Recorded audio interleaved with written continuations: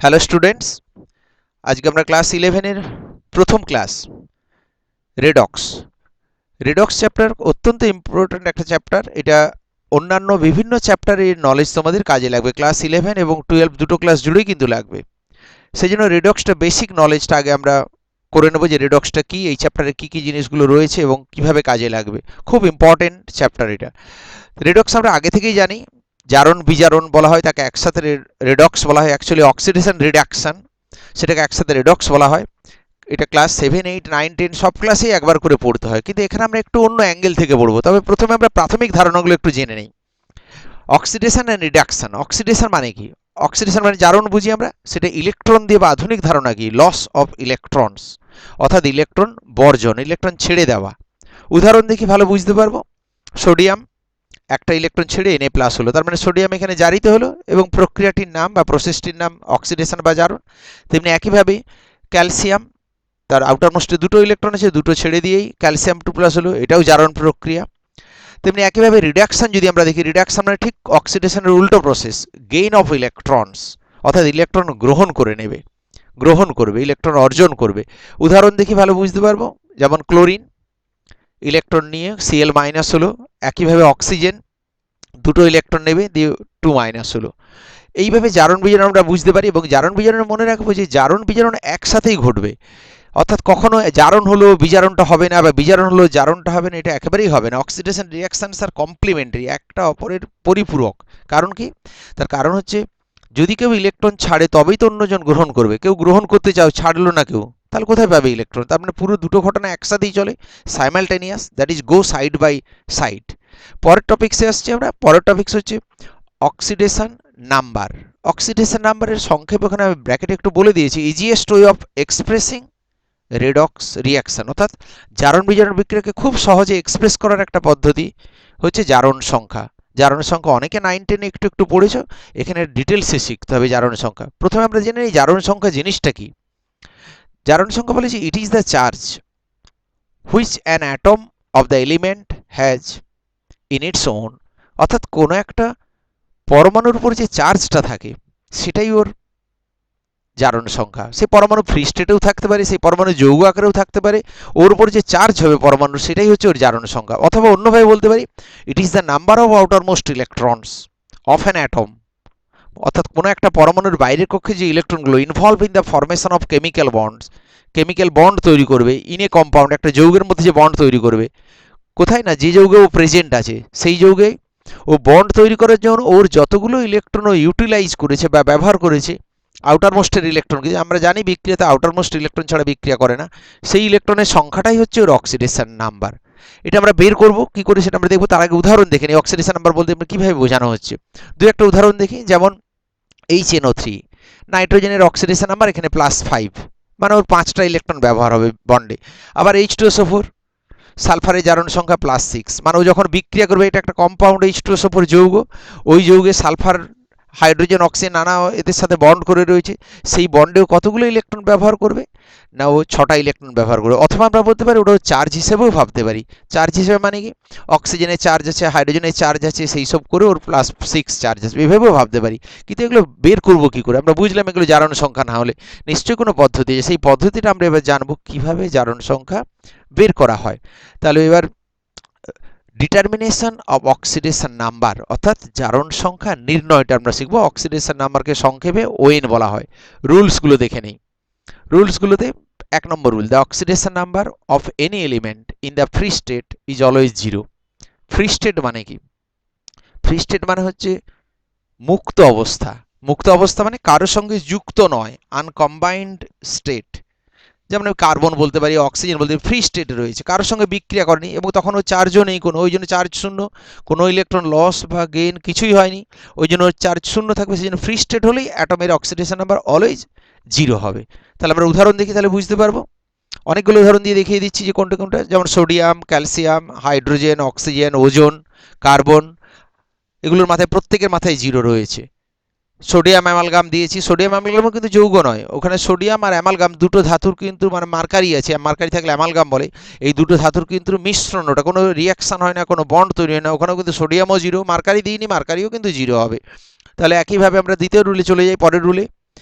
2 নম্বর রুলে বলা হয়েছে in any compound the oxidation number of hydrogen atom is always +1, মানে হাইড্রোজেনের জারণ সংখ্যা তুমি যে কোনো যৌগ নেবে সবসময় +1 হবে। এটা কিন্তু মনে রেখে দিতে হবে রুলটা, যে হাইড্রোজেন মানেই +1, মানে ওর একটা ইলেকট্রন আছে, একটাই ও খরচ করবে, প্লাস মানে অ্যাকচুয়ালি অক্সিডেশন নাম্বার প্লাস মানে কি ওই ইলেকট্রনটা দিয়ে দেবে, ওর কাছ থেকে ওর লস হবে। আর মাইনাস হলে মনে রাখবে গেইন করবে।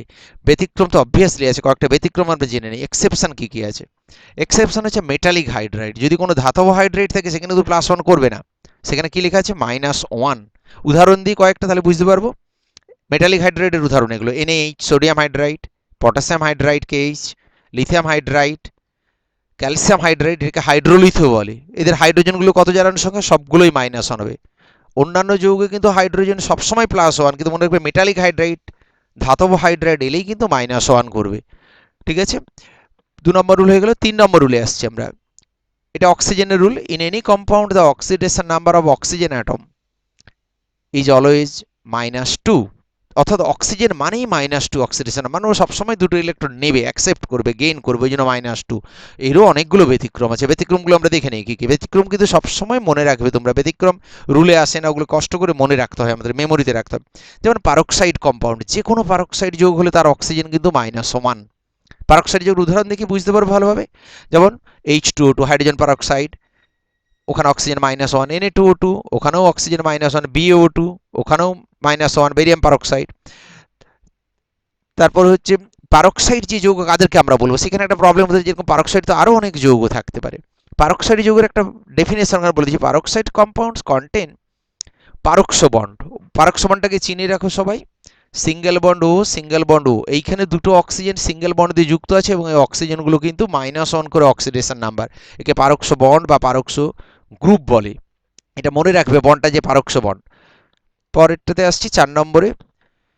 4 নম্বরে যাওয়ার আগে আরও কিছু এক্সেপশন আছে, এক্সেপশনগুলো দেখি। সুপার অক্সাইড, ওটা পারক্সাইড বলেছিলাম, তো আরও কতগুলো উদাহরণ আছে, উদাহরণগুলো বলে নিই। সুপার অক্সাইড, সুপার অক্সাইড হচ্ছে -1/2। সুপার অক্সাইড একটা আয়ন, কিন্তু ওখানে মাইনাস, উদাহরণ দেখে বুঝতে পারবো। KO2 -1/2, এটা পটাশিয়াম সুপার অক্সাইড। তারপর রুবিডিয়াম সুপার অক্সাইড, ওখানেও -1/2। এগুলো কিন্তু ব্যতিক্রমের জায়গা, অক্সিজেনের ব্যতিক্রম। পরের রুলে যাওয়ার আগে আমরা ব্যতিক্রমগুলো আরও ভালো করে দেখে নিই। যেমন ওখানে পারক্সাইড দেখেছিলাম, এটা সুপার অক্সাইড ব্যতিক্রম, তাহলে পারক্সাইড ব্যতিক্রম, সুপার অক্সাইড ব্যতিক্রম, দু ধরনের ব্যতিক্রম হয়ে গেল। তারপরে আছে আরও এক্সেপশন আছে, আরও এক্সেপশন যেগুলো দেখে নিই। এই এক্সেপশনগুলো একদম মুখস্থ রাখবে বা মনে রাখবে। KO3 potassium ওজোনাইট, OF2, O2F2, KO3 তে -1/3 হওয়ার কথা ছিল, অক্সিজেন -2, কিন্তু -1/3 ব্যতিক্রম। O2F2 +1, OF2 তো +2, এগুলো কিন্তু মুখস্থ রাখতে হবে, মনে রাখতে হবে। অক্সিজেন নর্মাল কিন্তু -2, কিন্তু এখানে যে আমরা 3 ধরনের ব্যতিক্রম দেখলাম, সেগুলো কিন্তু আলাদা আলাদা, এবং ব্যতিক্রমগুলো সবাই কিন্তু মেমোরিতে রাখবে। নেক্সট রুলে যাচ্ছি আমরা। পরের রুল 4 নম্বরে। In any compound the oxidation number of metal is always positive, মানে অনেক ধাতব যৌগ আছে আমরা জানি, সেই ধাতব যৌগে কিন্তু ধাতুর সবসময় পজিটিভ হবে। তার মানে কি বোঝায়? ধাতু সবসময় ইলেকট্রন লস করবে, আমরা তাই তো জানি ধাতুর ফ্রি ইলেকট্রন আছে, লস করবেই। এবং সেটা কার সাথে সমান হবে? And is equal to its valency, ওর যোজ্যতার কিন্তু সমান হয়ে যাবে। অর্থাৎ প্রত্যেকটা ধাতুর তোমাদেরকে যোজ্যতা জানতে হবে। সোডিয়াম 1, পটাশিয়াম 1, জিঙ্ক 2, আয়রনের দুটো যোজ্যতা আছে 2, 3, এগুলো কিন্তু মনে রাখতে হবে। যোজ্যতা যা হবে তার আগে একটা প্লাস সাইন বসিয়ে দেবে। ধরো সোডিয়ামের যোজ্যতা 1, তার আগে প্লাস সাইন বসিয়ে দাও, +1 অক্সিডেশন নাম্বার হবে। পরে রুলে যাচ্ছে 5 নম্বরে। The sum total oxidation number of all the atoms present in a compound is always equal to 0। অর্থাৎ কোনো একটা যৌগে যতগুলো পরমাণু থাকবে, সমস্ত পরমাণুর জারণ সংখ্যার মোট যোগফল সেটা 0 হবে। কেন? তার কারণ হচ্ছে জারণ বিজারণ একসাথে ঘটে এবং সমপরিমাণে ঘটে। একগুচ্ছ পরমাণু যতগুলো ইলেকট্রন ছাড়বে, অন্যরা কিন্তু সেই ইলেকট্রনটাকে অ্যাকসেপ্ট করবে, অর্থাৎ ব্যালেন্স হয়ে যাবে। সেই জন্য প্লাস মাইনাসে আলটিমেটলি কিন্তু 0 হবে। ওই জন্য কম্পাউন্ড হলেই সাম টোটালটা মনে রাখবে, সবার জারণ সংখ্যার যোগফল 0 হবে। এটা আমরা পরে উদাহরণও দেখব। লাস্ট রুল যেটা 6 নম্বরে, sum total oxidation number of all the atoms present in a radical. অর্থাৎ এখানে কিন্তু র্যাডিক্যাল আছে, কম্পাউন্ড নেই। র্যাডিক্যাল মানে মূলক, সালফেট, নাইট্রেট, কার্বনেট, এইসব মূলক। মূলকের কি থাকে? একটা আধান থাকে, CO3 2-, NO3 একটা মাইনাস থাকে, ফসফেট 3- থাকে। ওর যে চার্জ আছে সেটার সঙ্গে সমান করে দেবে। ওখানেও সাম টোটাল, প্রত্যেকটা পরমাণুর জারণ সংখ্যার যোগফল নিয়ে ইকুয়াল টু 0 করবে না। যৌগ হলে 0, কম্পাউন্ড না হয়ে যদি মূলক বা র্যাডিক্যাল হয়ে যায় তখন সেখানে আমরা তার আধানের সাথে সমান করে দেব। ঠিক আছে, রুলগুলো হয়ে গেল। এই রুলগুলোকে ব্যাখ্যা করার জন্য এবার আমরা উদাহরণে যাব। এক্সাম্পলসগুলো মন দিয়ে দেখবে, খুব সহজ লাগবে এটা। H2SO4 সালফার পিঙ্ক করা আছে, আন্ডারলাইন করা আছে, ওর অক্সিডেশন নাম্বার বের করতে হবে সালফারের। ওর অক্সিডেশন নাম্বার বের করতে গেলে আমরা সালফারের একটা কিছু ধরে নেব। সালফারে ধরে নিলাম let the oxidation number of sulphur atom is x. এবার বাকি হাইড্রোজেন অক্সিজেন কিন্তু রুল থেকেই আসছে। কিভাবে হচ্ছে ফলো করব পদ্ধতিটা? দুটো হাইড্রোজেন আছে, হাইড্রোজেনের কত হয় রুলেই পড়েছি আমরা, হাইড্রোজেনের হয় +1, তাহলে 2 × +1 প্লাস সালফার সবার যোগ করতে হবে। সালফারের এক্স ধরেছি, এক্স থাকবে, আননোন হলেই এক্স ধরবে। অক্সিজেন 4টে আছে, 4 × -2, এগুলো নর্মাল অক্সিজেন। এক্সেপশনাল অক্সিজেনগুলো মনে রেখেছি আমরা, ফলে এটা এক্সেপশনাল অক্সিজেন নয়, তাহলে নর্মাল অক্সিজেন 4 × -2। এবার সাম টোটাল করে দিলাম, ইকুয়াল টু কী হবে? 0 হবে, ওই জন্য ইকুয়াল টু 0 করে দিলাম। তাহলে ওখান থেকে এক্স ক্যালকুলেট করে নেবে, এক্স ইকুয়াল টু +6 বেরোবে। পরের উদাহরণে আসছি, K2Cr2O7 পটাশিয়াম মেটাল, ক্রোমিয়ামও এখানে মেটাল রয়েছে, কিন্তু ক্রোমিয়াম এমন একটা মেটাল ওর অনেক যোজ্যতা হয়, ফলে ওখান জারণ সংখ্যা কিন্তু আমরা ডাইরেক্ট বলতে পারবো, কিন্তু পটাশিয়ামের একটাই যোজ্যতা হয় 1, ফলে জারণ সংখ্যা বলা যাবে। ক্রোমিয়ামের বের করবো আমরা, তাহলে ক্রোমিয়ামের আমরা এক্স ধরে নিচ্ছি। এখন আর ভাষাটা আমরা লিখলাম না, একদম অনলাইন ইকুয়েশনটা করে নিচ্ছি। দুটো পটাশিয়ামের +2, কেন? একটা পটাশিয়ামের +1, পটাশিয়ামের +1 কী করে হলো? পটাশিয়ামের যোজ্যতা 1, যোজ্যতা বা ভ্যালেন্সি তোমাদের কিন্তু মনে রাখতে হবে। তাহলে দুটো পটাশিয়ামে 2 × +1 একবারেই লিখে দিচ্ছি, +2। ক্রোমিয়াম দুটো আছে, তাহলে 2x হবে। আর অক্সিজেনের 7 দুগুণে -14, অক্সিজেন হচ্ছে 7টা আছে, 7 × -2, আর ওরকম 7 × -2 দেখানোর দরকার নেই, তাড়াতাড়ি হয়ে যাবে। তাহলে ইকুয়াল টু 0 হবে, যেহেতু এটা কম্পাউন্ড, যোগফল 0 হবে। এখান থেকে এক্স ক্যালকুলেট করে নাও, +6 হবে। ঠিক আছে, খুব সহজেই বোঝা যাচ্ছে। তাহলে পরের উদাহরণে যাই। পরের উদাহরণে আসছি আমরা পাইরোফসফেট। একটু জটিল হয়ে যাবে পাইরোফসফেট। কেন জটিল? পাইরোফসফেট মূলকের সংকেত কি? পাইরোফসফেটে ফসফরাসটা বের করতে বলেছি, বাট আমরা ফর্মুলা জানি কিনা আগে দেখে নিই। দেখো পাইরোফসফেটের ফর্মুলা মনে আছে কিনা, যদি মনে না থাকে তাহলে তোমাকে সংকেত দিতে হবে, জানতে হবে, কিন্তু এই ফর্মুলাগুলো পরীক্ষার সময় কিন্তু দেওয়া থাকবে না, ফলে ফর্মুলা প্রত্যেকটা জানতে হবে তোমাদের। ইন্টারনেটে পেয়ে যাবে সমস্ত ফর্মুলা। তাহলে পাইরোফসফেট মূলকের ফর্মুলাটা আমি লিখে দিচ্ছি, P2O7 4- ফসফরাসে বের করতে হবে। আবার আগের মতো করি, এটা কিন্তু মূলক বা র্যাডিক্যাল মনে রাখবে। তাহলে এর ক্ষেত্রে কিন্তু ইকুয়াল টু 0 করবে না, আধানের সাথে সমান হবে, রুলটা মনে রাখবে।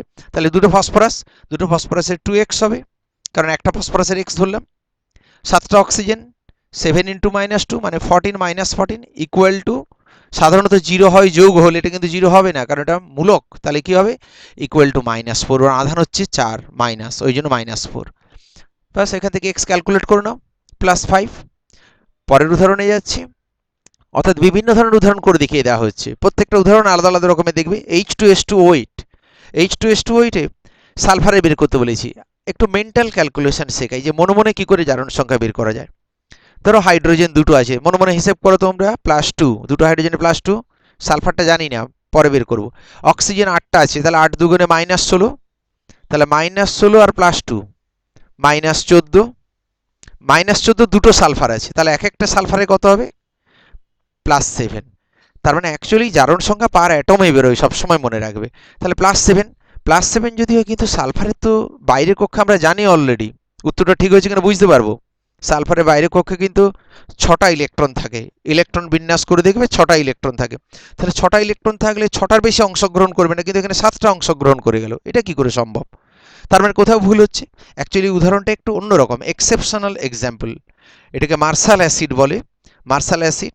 এই মার্শাল অ্যাসিডের উদাহরণটাতে কি করে ব্যতিক্রম? এটা হচ্ছে পারক্ষ বন্ড আছে, তাহলে পারক্ষ বন্ড জানতে হবে। এর মধ্যে আছে it contains one peroxy bond, that is it contains 2 peroxy oxygen atom, মানে একটা পারক্ষ অক্সিজেন অ্যাটম, যে পারক্ষ বন্ড আমরা বলছি সেটা কীরকম? ও সিঙ্গেল বন্ড ও, ও সিঙ্গেল বন্ড ও, মানে ওর মধ্যে দেখো দুটো অক্সিজেন অ্যাটম আছে, এই গোটাটাকেই কিন্তু একটা পারক্ষ বন্ড বা পারক্ষ মূলক বলে।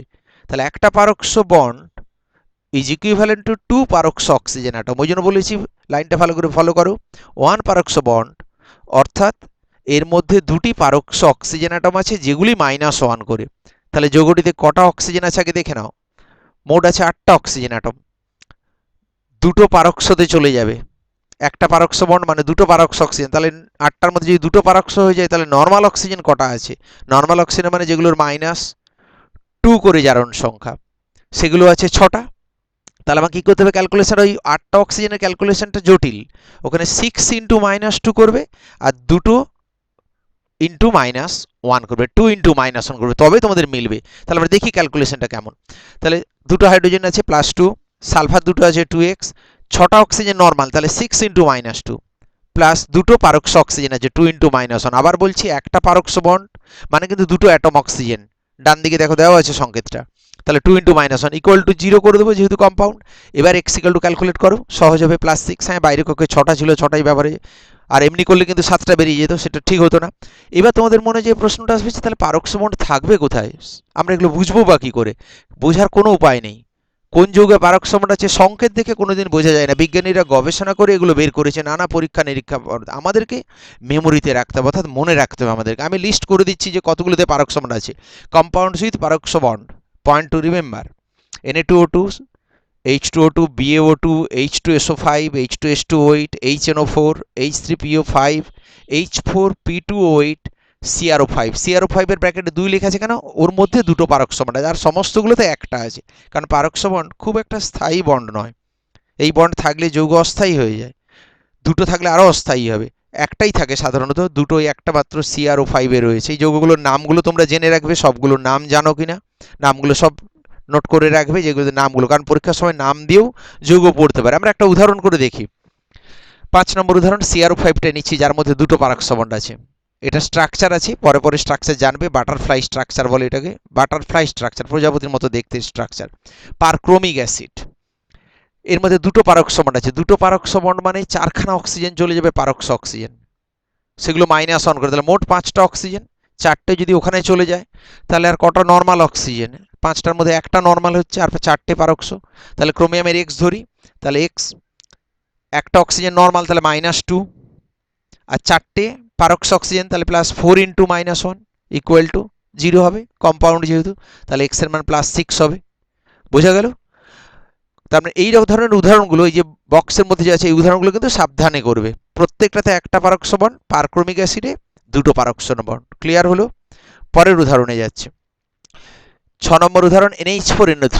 এটাও আবার একটু অন্যরকম, 2টো নাইট্রোজেন পিঙ্ক কালার করা আছে, অর্থাৎ 2টো নাইট্রোজেনেরই তোমাদেরকে জারণ সংখ্যা বের করতে হবে। 2টো নাইট্রোজেন কিন্তু সমান নয়, আলাদা বলেই এরকম 2টো দেওয়া হয়েছে। এবার আমি যদি একটা x ধরি, একটা y ধরি, তাহলে কিন্তু আমরা ক্যালকুলেশন করতে পারবো না, কারণ x plus something plus y plus something equal to 0, x plus y equal to something solve করতে পারবো না।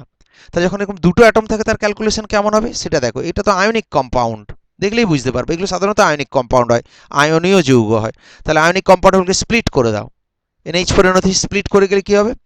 Ammonium ion, nitrate ion. এবার আলাদা করে 2টো আয়ন হয়ে গেল, 2টো আয়নের যেভাবে ক্যালকুলেশন জানি সেভাবে করি। ধরো NH4+ ক্যালকুলেশন করছি, নাইট্রোজেনটা x ধরে নিলাম, হাইড্রোজেন 4টে +4 ইকুয়াল টু আধানের সঙ্গে সমান +1, x ইকুয়াল টু -3। একইভাবে নাইট্রেটটা করে নাও, নাইট্রেট হবে কীরকম? নাইট্রোজেন y ধরে নাও, তাহলে y -6 ইকুয়াল টু আধান -1, তাহলে y ইকুয়াল টু +5, আলাদা করে বেরিয়ে গেল। ঠিক আছে? এবার তুমি যদি অ্যাভারেজ বের করবো, তাহলে দুটোকে যোগ করে 2 দিয়ে ভাগ করতে হবে, তাহলে অ্যাভারেজ বেরোয়, অ্যাভারেজ অক্সিডেশন নাম্বার বলেও হয়, কিন্তু ইন্ডিভিজুয়াল দিয়েছে, আলাদা করে কালার করেছি, তাহলে আলাদাই বের করবে। পরের উদাহরণে আসছে, K4FeCN এর হোল 6, পটাশিয়াম ফেরোসায়ানাইড, এগুলোকে কমপ্লেক্স কম্পাউন্ড বলে, জটিল যৌগ বলা হয়, কমপ্লেক্স সল্টও বলে, জটিল লবণ। আয়রন বের করতে দিয়েছি, এর দেখো রুল থেকে আমরা আয়রন, পটাশিয়াম আছে, আর কার্বন নাইট্রোজেনগুলো রুলের মধ্যে নেই, কিন্তু পটাশিয়াম তো মেটালের রুলে পেয়ে যাব, কিন্তু সায়ানাইডের CN কী করবো? পাবো না আলাদা করে। কিন্তু সায়ানাইড একটা মূলক, কার্বনের জারণ সংখ্যা নাইট্রোজেনের জারণ সংখ্যা যোগ করলে সায়ানাইড মূলকের যে আধান হয় তার সাথে সমান হয়। রুল 6 ছিল যে কোনো মূলকে উপস্থিত পরমাণুগুলোর জারণ সংখ্যা যোগফল ওর আধানের সমান বা চার্জের সমান। তাহলে আমরা সায়ানাইডের চার্জ হিসেবে ধরে নিয়ে ক্যালকুলেট করবো, তাহলে আমাদের সুবিধা হবে। তাহলে পটাশিয়াম 4টে আছে +4, ক্যালকুলেশানে আসছে, আয়রন x। এবার কার্বন নাইট্রোজেন জানি না, কিন্তু গোটা সায়ানাইডের মূলকের চার্জ জানি।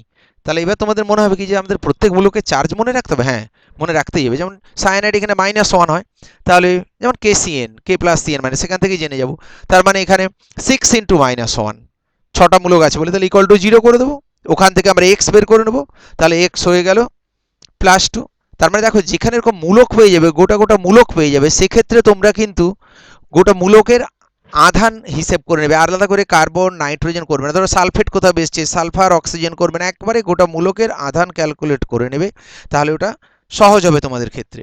এবার আমি কতগুলো উদাহরণ তোমাদেরকে বাড়িতে করতে দেবো, এগুলো বাড়িতে পরপর করবে। অনেকগুলো উদাহরণ দিয়ে দেওয়া হচ্ছে, অলমোস্ট 50 এক্সাম্পলস দেওয়া হয়েছে, প্রত্যেকটা আন্ডারলাইন করে দেওয়া হচ্ছে। ওই আন্ডারলাইন অ্যাটমগুলো কিন্তু অক্সিডেশন নাম্বারগুলো তোমরা বের করে খাতায় কিন্তু সলভ করে রেখে দেবে, পরে একবার কোনো সময় উত্তর মিলিয়ে দেওয়া হবে। পরবর্তী দেখো কতগুলো মূলক দিচ্ছি, আবার নাম দেওয়া রয়েছে, নাম দেওয়া আছে এবং পাশে ব্র্যাকেটে অ্যাটমগুলো দেওয়া আছে। ওই অ্যাটমগুলোর অক্সিডেশন নাম্বার বের করতে হবে। যদি অ্যাটমগুলো না সংকেত পারো তাহলে ইন্টারনেটে সার্চ করবে, সমস্ত সংকেত পেয়ে যাবে, সেখান থেকে তোমরা এগুলো সমস্ত সলভ করে রেডি করে রাখবে। ঠিক আছে, এটা কমপ্লিট হয়ে গেল এই পোর্শনটা। পরে আমরা আবার অন্য পোর্শনে যাব, পরে হয়তো আমরা ব্যালেন্স আছে, ব্যালেন্সগুলো শিখবো, জারণ সংখ্যা সাজে ব্যালেন্স। তবে তার আগে তোমরা ভালো করে জারণ সংখ্যাটা ভালো করে শেখার চেষ্টা করো। জারণ সংখ্যা অনেকগুলো চ্যাপ্টারে, 11-এ কমপক্ষে 6টা চ্যাপ্টারে কাজে লাগবে জারণ সংখ্যা, 12-এও অনেকগুলো চ্যাপ্টারে কাজে লাগবে, অতএব জারণ সংখ্যা খুব ভালো করে শিখে নাও।